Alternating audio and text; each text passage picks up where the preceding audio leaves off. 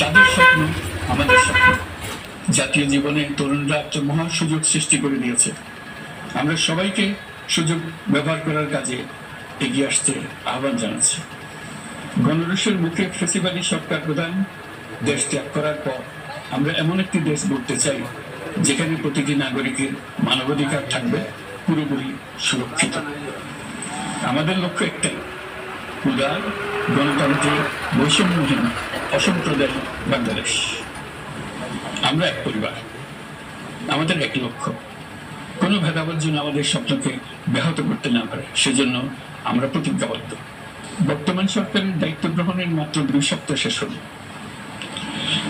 কর্মযাত্রার প্রথম পর্যায়ে রাষ্ট্র সংস্কারের কাজে আপনাদের কাছ থেকে যে সমর্থন পাচ্ছি সেজন্য আন্তরিক ধন্যবাদ। আমরা অনুধাবন করছি যে আমাদের কাছে আপনাদের প্রত্যাশা অনেক।